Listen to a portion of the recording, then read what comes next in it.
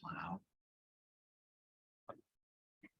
So welcome all to our budgeting class. I'm calling this Budgeting 101. It was initially meant for our clients, and that's really what we're looking for the most, is to be able to add value to our clientele. We've helped you get in debt, and we want to help you get out of debt sooner rather than later. I just recently opened this course up to some key agents in our area and key financial planners and attorneys in our area. So we've got several people that are joining us, and we're grateful for that. Let me go ahead and share my screen, and we'll get going on the PowerPoint itself.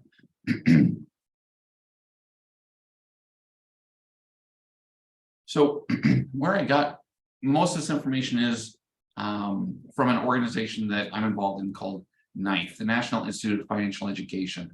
I have been going around and teaching these courses at our local colleges, as well as at our local, high schools. And it's this information that I'm sharing. So from the National Institute of Financial Education, it's a nonprofit I'm involved in with Kendall Todd.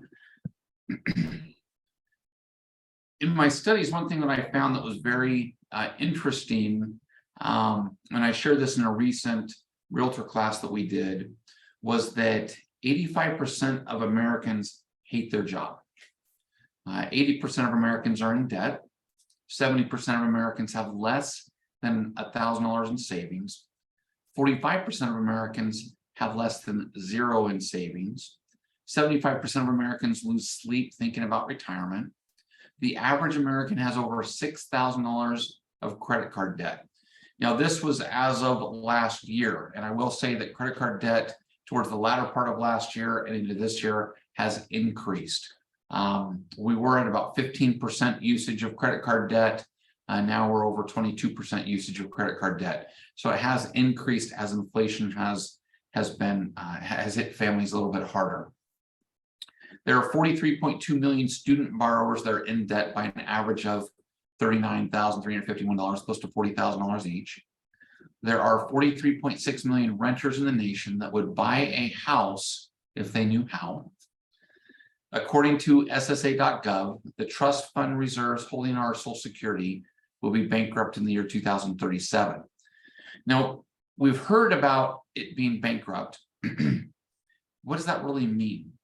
I've never really had anybody tell me what that truly means, what that looks like. And so does it look like the people that are currently getting Social Security are okay? They'll continue getting the funds that they're getting. Does it mean that those that start getting Social Security after 2037, because I think it'll always be around, but after 2037, does it mean that instead of getting, I don't know, $1,500 a month, you would get $1,000 a month? I don't know. Does it mean that right now we pay 7.5% of our paychecks up to, I think it's $141,000 or so, $150,000? And so does that mean that we will continue paying 7.5% past that 140, 150,000? Or does it mean that maybe 10% of our checks or 15 or 20% of our checks will have to go towards Social Security? What does that mean in the year 2037? I don't know what it really means. That's all just hyperbole as to what it could mean, hypothetical, but it doesn't sound good. and I want to help all of us get to the point to where it's okay. We're okay. We don't need Social Security. And if we get it, then awesome. And if we don't, then it's okay. We want to help all those that had paid into it through the years and all those that are receiving it to receive it, because it is a valuable source. Millions of homeowners are unsure and unaware as to how to properly manage their mortgage and their mortgage debt. And that's something that we work really, really hard with our clients on. And you're going to see a lot more from me here as we go forward throughout this year. We're going to have classes not only on budgeting. We'll have another budgeting class coming up in July. In June. But we're going to have classes on investing. We're going to have a financial planner on with me. where we're going to be talking about investing. We'll be looking at investing in real estate, investing in the market. We're going to have a CPA on, talking about taxes and how to get the best tax advice. We'll be talking about credit and how to obtain the best credit score, and really the tips and tricks of credit, and how to play the game of credit, because it actually is a game. It's not a game like Monopoly that you may have fun playing, but credit is a game. And so how can we play that game and prosper and win? So budgeting, we're going to try to make this a little exciting here. So budgeting is more than just a series of numbers on a page.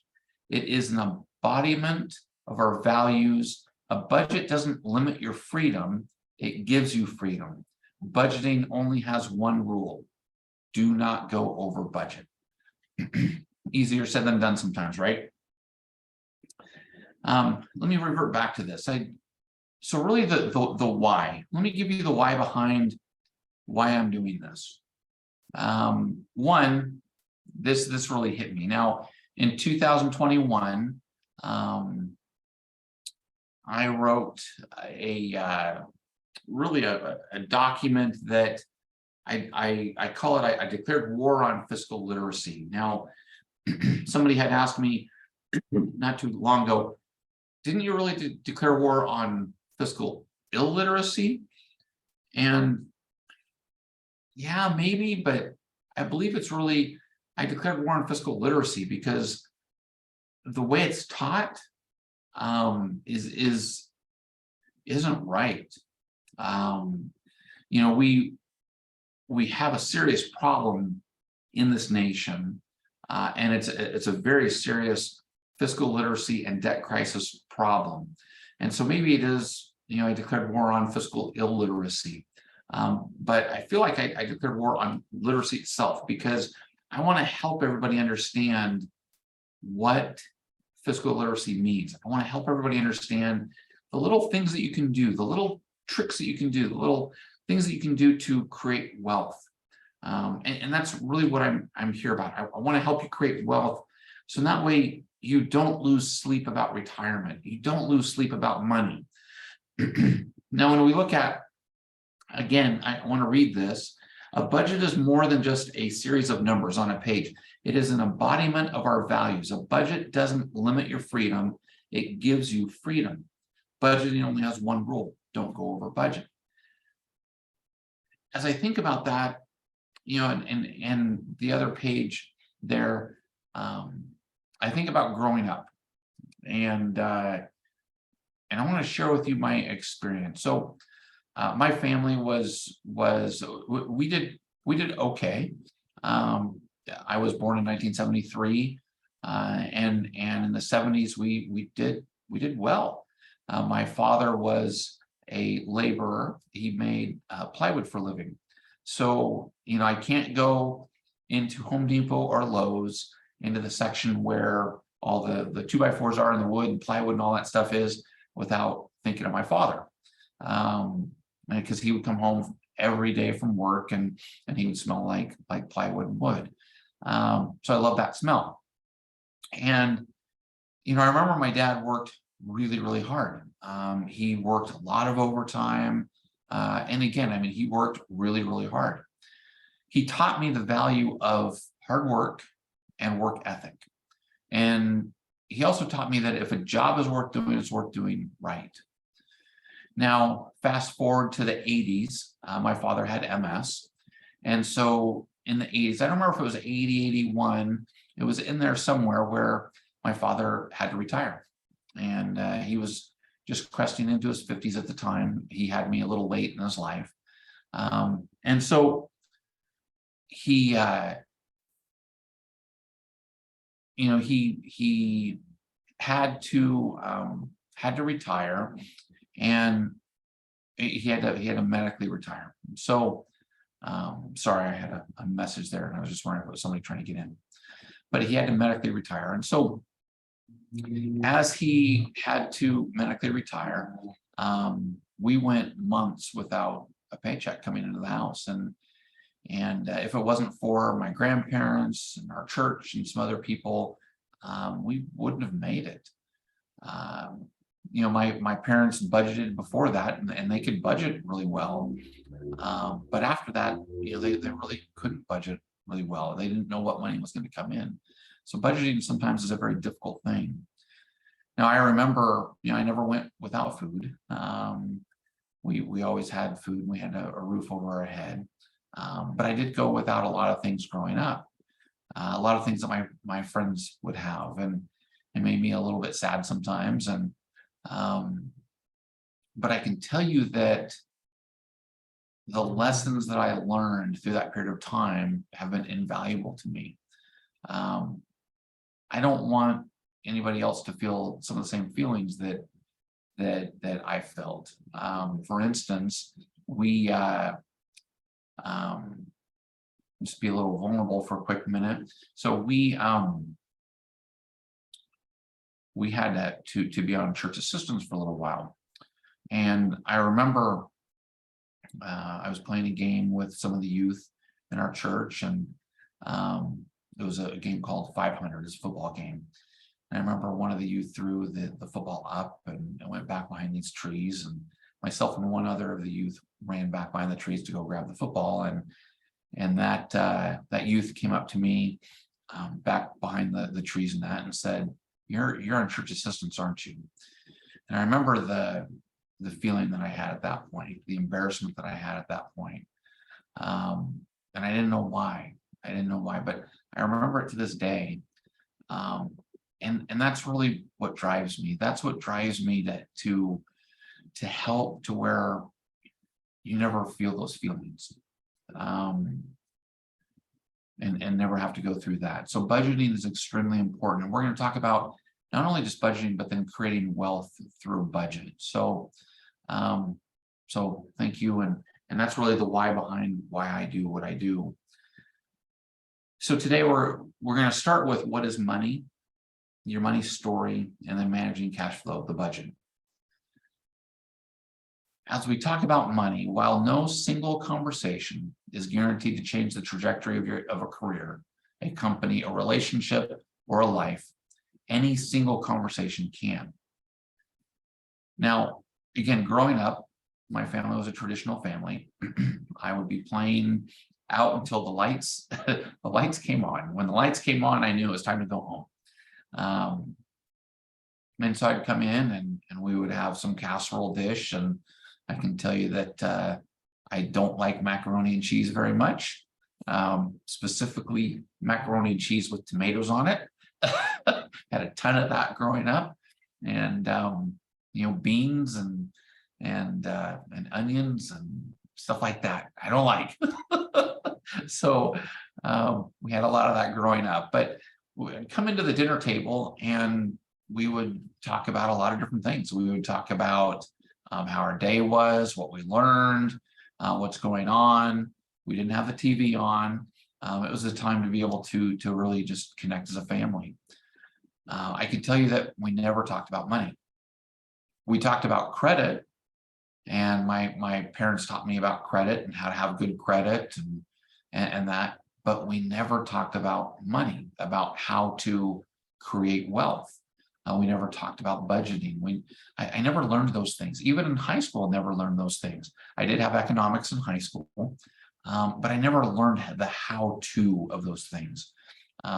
So while no single conversation is guaranteed to change the trajectory of a career, a company, a relationship, or a life, any single conversation can. And that's really my purpose today, is to be able to hopefully change the trajectory that you may be on, to be able to give you little tips and tricks that have helped me to be able to create a budget and live on a budget, to be able to create wealth and to be able to ultimately sleep better at night.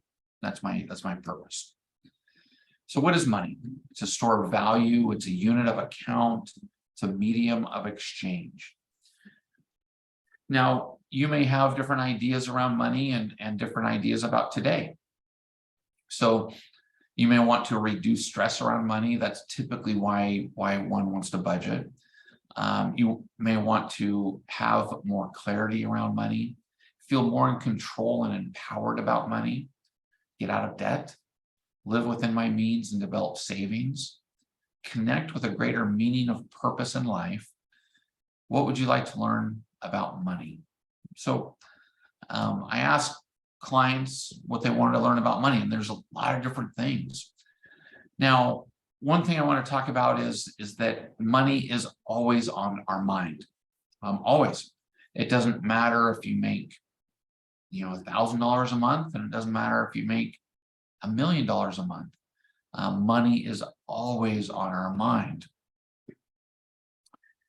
How to get it, where to spend it, how to save it, where to save it, how it's taxed. That may not always be on our mind, but in the back of our mind it is. Tax time always comes. And will we have enough? And I know will we have enough really, really affects a lot of people.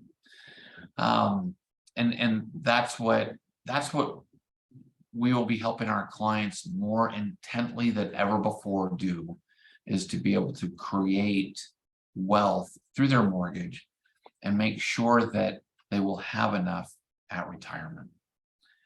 Now, again, I will say, as I've had opportunity to be able to talk to and meet with a lot of individuals over my life, I've been in this industry now 25 years, and I've met with clients that, again, they make a couple $1,000s a month, and I've met with clients that make $1 million plus a month, and I do say $1 million plus a month. I will say that we all think about money. It doesn't matter how much money you make, but we all think about it. We all think about it a little bit differently. But we all, in somebody that's making $2,000, $3,000 a month, they're going to be thinking in hundreds of dollars. A lot of the things that they're doing is in hundreds of dollars, and the person that's making $10,000 a month, a lot of times they're not thinking in hundreds anymore, but they're thinking in thousands, and so their bills are in thousands. But the guy that's making $1 million a month, I mean, he's going to be in tens of thousands, hundreds of thousands. It's just at a different scale, and one scale is not better than the other. It's just we always think about that money. So, so really, what is money universally? At the end of the day, I'm going to tell you that money is a tool. Money is something we trade our life energy for. You pay for money with your time. You then choose how to spend your time. Now, what is your life energy worth? Life energy is time. It's precious because it's limited. We simply can't know how much we have. One thing I would say that when you're budgeting, one thing that you want to budget for is, do I get up on that ladder? Do I place Christmas lights up on my house? Or do I put them up myself? Do I fall off the ladder and then I can't be at work for a couple weeks because I've fallen off the ladder? A friend of mine fell off his ladder, fell off his roof a few years ago and broke his back. Luckily, he was retired at the time, so financially that was fine. But he suffered greatly for it, a lot of pain in that. And so, what are the things that we can do that we might pay somebody else to do, that we might budget to have somebody else do? And so those are the types of things that sometimes we don't think of when we're budgeting. What are the things, what are the things that we need to save for, like extra plumbing expenses, a new hot water heater, a new furnace, whatever it may be when we own a home. What are the things that we need to look at? And then what should we do, and what should we hire somebody else to do? So you get to determine what money is worth to you, and is it your life energy? So again, is it more valuable to put those Christmas lights up for yourself and pay for it, or pay for it in time, or to have somebody do it who's an expert at it, that one is only going to take 30 minutes to do it. It's going to take you half a Saturday. And so, speaking from experience, and then you pay them to do it. So that way you can spend time with your family. You can spend that life energy with your family. or doing something that you love, maybe going on a hike or whatever it may be. So really, when we look at your money story, people do not desire to be rich, only to be richer than other people. So what is that? We like the Joneses. And so there's a lot of that in our industry or in our lives, trying to be like other people. And what's interesting is that wealthy individuals, they're not trying to be like anybody else anymore. They've got that taken care of, and so they've figured that out. But I would say that this is one of the biggest causes for a lot of debt in our nation, is we're trying to be like other people. Now, what's interesting is I found this study, and income that made people the happiest was right at around $95,000 a year. When you crest over and then you start to make over $105,000 a year, sometimes it's not as happy. You're not as happy, and so there's a lot of problems that come with that, and a lot of different things. And so I'm not going to say that just being at that 95,000 is where you want to be, and I'm not going to say 105,000. It's some people are happy at 40,000, and then others are happy at others. But we all need to budget at the places that we're at. Some people will say that if you want to make more, if you want to budget more, you have to make more. I don't know if that's really the case.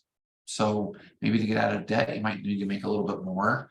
But yeah, so I found that an interesting study there.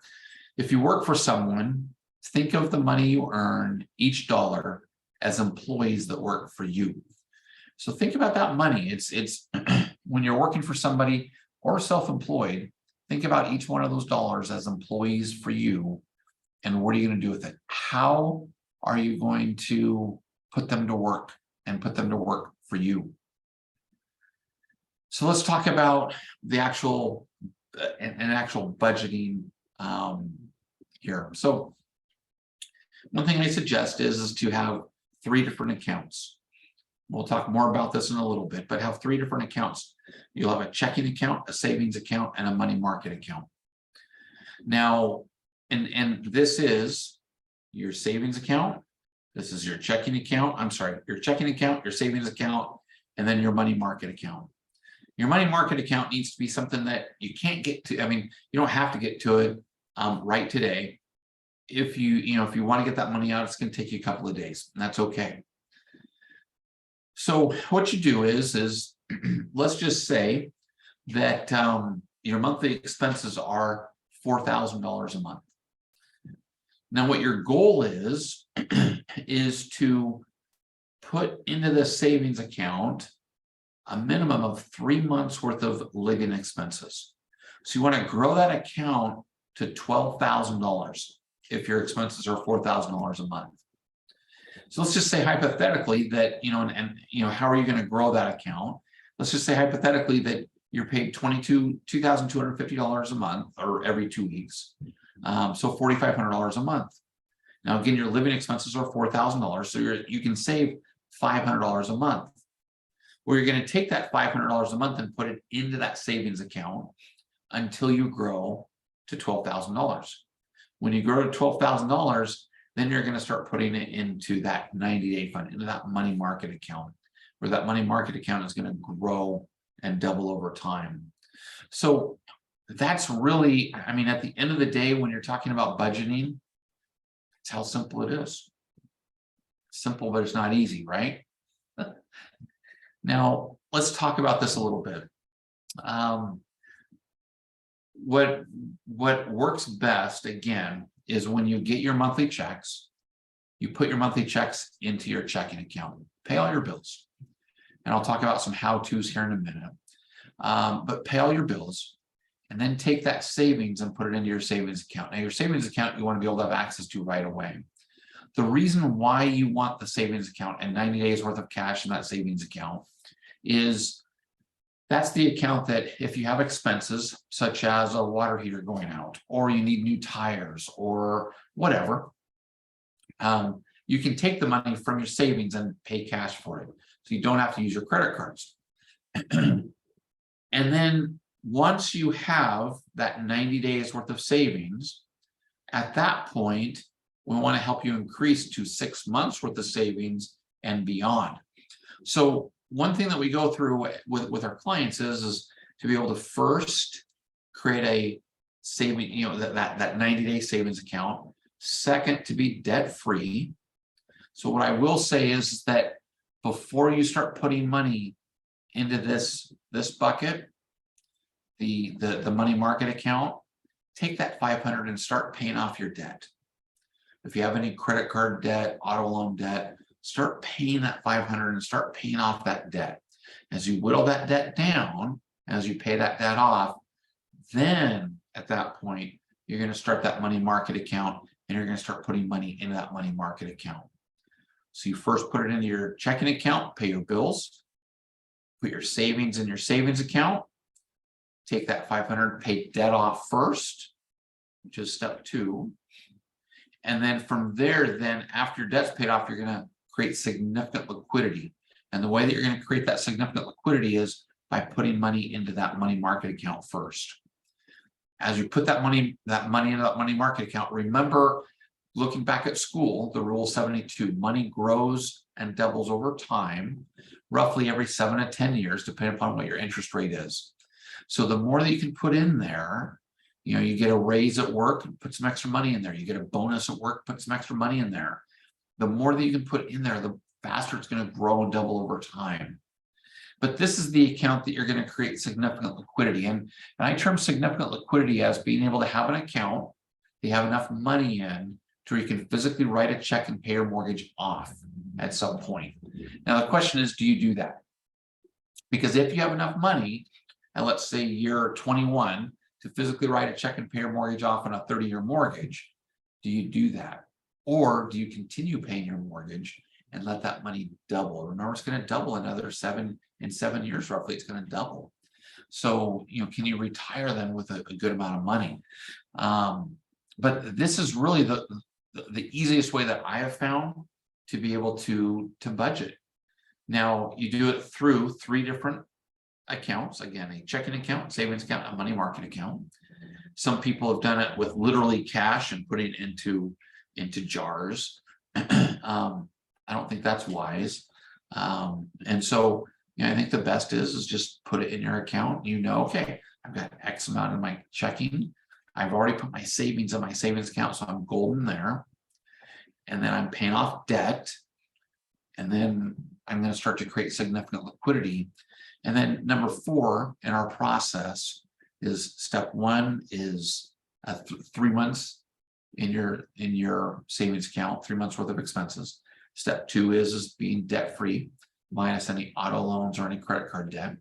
Step 3 is creating significant liquidity, which is this account. Then step 4 is having your mortgage paid off. Now, technically, your mortgage is paid off, in my opinion, as soon as you have enough money in that liquidity account to physically write a check and pay your mortgage off. It's just the question is, do you do that or not? So, that's really budgeting in a nutshell. Now, the how-to. I want to say that I've found it easiest to pay bills once a month. So, and this is just tools to be able to manage your money. And so really to be able to pay your bills once a month. And I know you're going to say, well, Walt, I get my bills at all different times of the month. Call your creditors and get them to send you their bills at the same time, have the same due dates. And so whether it's the 1st of the month, the 5th of the month, the 10th of the month, whatever, it doesn't matter. Just change those due dates. Creditors will do that. But make sure that your bills are all due at the same time. This way, you're not going to forget about a bill. And it's easy with the math just to be able to pay them once a month. Now, you'll have one bank with those 3 accounts. And so checking, savings, and money market. I suggest that you have 2 credit cards. You have one for personal, one for business, or a backup. And I'm going to say that you have $5,000 credit limits on those 2 credit cards. That's it. That way, at any given time, you can only get into $10,000 worth of debt. Now, it's crazy that I'm saying only get into $10,000 worth of debt. It's a lot of debt. But the point is that the maximum debt that you can get into at any given time is $10,000. And you can get $10,000 paid off relatively quickly than you can $100,000. And so really, having those 2 credit cards, $5,000 high credit limit, that's how I found to be able to really manage your money. Bill pay, again, once a month, change the due dates to make that happen. Never pay a debt more than 30 days late. So if it's due on the 1st of January, don't wait until February 1 to pay it, because that's going to hit your credit. That's a 30-day late. Make sure that you always pay it by the 1st of that month. Now, we are going to have a credit class, and this is going to be really in probably April or May, where we're going to talk about the credit game. Again, I call it a game, because one thing that I'll talk about is you really don't even want to pay your credit card on the due date. You want to pay it before that, and I'll explain at that time. But there's ways to be able to really increase your credit score that way. So follow a 40, 10, 20, 30 rule. And I found this to be really a good, strong rule. The first is you're going to pay Uncle Sam. So we have to pay our taxes first, right? So you're going to pay Uncle Sam first through taxes, and then take 10% and give it away. Money, I think when you give money away, and it doesn't matter if it's to your church or a good charity or whatever, it enables you to be able to, it enables you to not have a hold or money have a hold on you. And so if money has a hold on you, then I think you think differently about money. And so if you can give it away, then it's going to be able to help. Now, then 20% you're going to save. So the goal is that you want to save 20% of your income, and you live on 30%. So fill out a budget monthly. Now, I'm going to say track. And that is, you want to not only fill out the budget monthly, where you're filling out all of your expenses, everything, gas, water, everything, your local gym. I pay a local gym a membership that I never go to. So that's my donation to them every month. I need to cancel that. And so, but everything that you're going to put in there, and then put some non-discretional spending in there for movies or for, some fun time. You gotta have some fun time, but then just make sure that you track everything. If you're not tracking your money, then you don't know where it goes a lot of times. And so track it. And I find the best way to do this is through a specific form that I fill out every single month. Now, if you want this form, I'm more than happy to send it to you. So, but it shows what I paid. It shows what my minimum payments were, what my budget was, and I can track everything and how much money I put into savings at the end of the month and everything. But track. It's very, very important to track everything, every penny as to where it went. So really 6 main steps to create wealth. Again, tracking is number 1. Track everything. Be debt-free. So work hard to pay off your debt. Again, the easiest way that I found to do that is just take that, you build that 3 months worth of savings account first. That's very, very important. You build that first, and then you start paying off your debt with the savings. And so the money that you were putting in savings, you're paying off the debt. Now, what I wanted you to do is that when you're paying off debt, is you don't look at interest rates. Interest rates are irrelevant. And that's crazy talk, right? No, it's not. Interest rates are irrelevant on credit card debt. The reason being is because you want to look at your minimum monthly payment, and you want to look at the total amount that's owed. The faster that you get credit cards paid off, the more endorphins that you're going to have. So you want to pay your smaller credit cards off first, so you get those endorphins. If your lowest interest rate is on your highest balance credit card, and it takes you a year to pay that off, you're not going to get those endorphins. You're probably going to stop pretty quick. So pay your smaller credit cards off first. It doesn't depend upon interest rate. If you have a credit card that's $300, another one's $500, another one that's $1,000, pay that $300 off first, then go to the 500, then go to the 1,000, and then start hitting the other ones. So build a survival account, 3 months worth of expenses. Number 4, max out your retirement. So the best way to be able to max out your retirement, the reason why you do that is because most companies have company matching 401ks. That's the best way to give yourself a raise. So max out that retirement savings and start building that retirement. We will help you. So that's going to be all pre-tax dollars. So when you pull it out of retirement, you're getting taxed, but we will help you through mortgage reviews. And that's why mortgage reviews, annual asset reviews are so important. We will help you create wealth through accounts that can be taxed now, opposed to, or maybe not even taxed, like with home equity in that. We can help you create those to where, and we'll team you up with a financial planner. So we'll have pre-tax dollars, we'll have post-tax dollars, and then some that like home equity. If that's if you ever invest that for whatever reason in something, then a lot of times you're taking that equity out of your house and it's not taxed. So now it would be taxed in the investment that you're putting it in, that growth. But again, we're going to team you up with a financial planner to be able to really do that. Now, I'm not saying that's the best investment to do. And so it's up to you and it's up to the financial planner. So, but max out retirement, investing in the market. So invest in the market and then prepay your mortgage. So start looking at prepaying your mortgage, but that's after you've done everything. And so again, our goal is to be able to help you create a budget. If you want to talk more on this one-on-one, please reach out. More than happy to do that. 2, we want to help you create wealth through your mortgage. And we're here to be able to help you do that. And then 3, we want to be the captain of your wealth team. And what that looks like to me is when you need an accountant, a CPA, let us know. We work with some of the best CPAs around.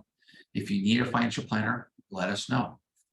If you need a real estate attorney, let us know.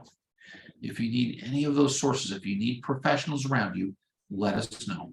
Let's have an annual asset review. Let's see what you need. Let's see where we can protect you, where you're open at this point, where we can protect you. And then again, I'm happy to go through budgeting on a one-on-one basis with you.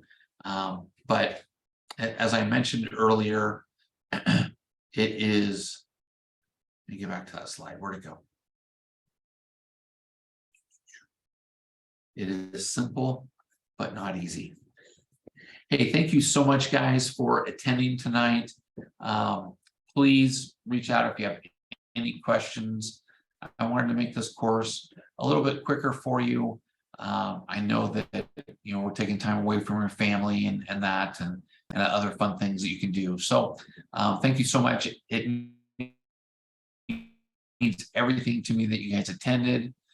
Reach out and let me know what you'd like to hear next month on investing with a financial planner. What are some things that you would like to be able to know? All right, thanks, guys. Have a great day. Bye.